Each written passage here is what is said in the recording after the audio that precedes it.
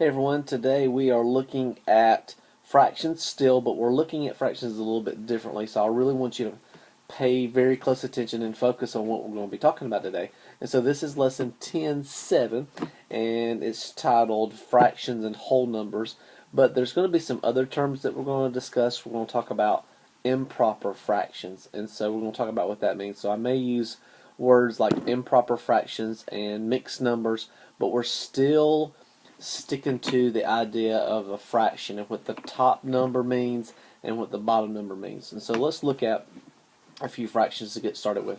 And so we're going to look at, of course, the fraction 1/4.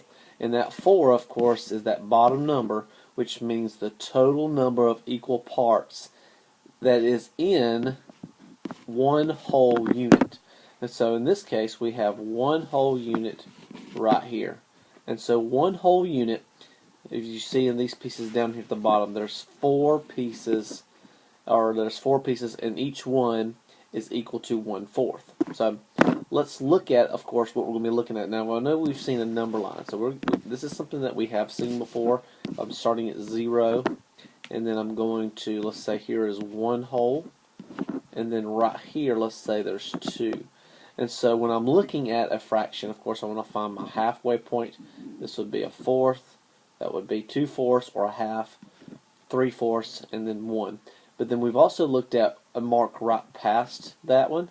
Would be 1 1/4, 1 1/2, or 1 2/4, 1 3/4, and then 2. So what we're looking at is another way to say, of course, when we're looking in here, the number 2. And we're looking at the number 2 that's equal to a fraction.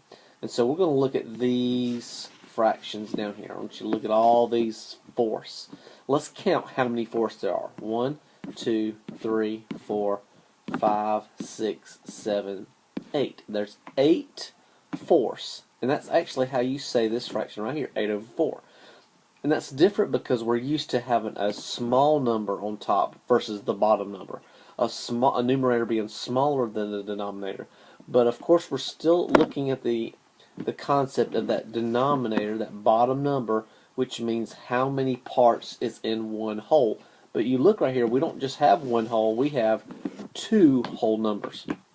And so within 2 whole numbers, these pieces, if we're adding up, kind of like putting puzzle pieces together, there's a total of 8 of them. And so there's 8 puzzle pieces, or 8/4, which equals 2 whole units. And another way of looking at it, let's say we were to divide this whole unit into thirds.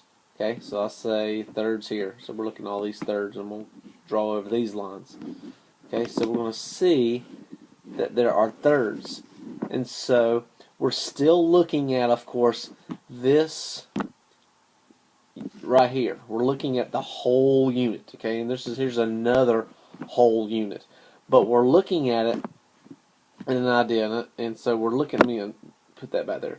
And so now we're looking at this, but we're looking at, in this case right here, let me change the color so you can see it. We're looking at just this whole unit. Oops. I need my pen back. Where's my pen? Okay, I'm looking at just this whole unit. So how many pieces are in that whole unit? Well, of course, there's 3.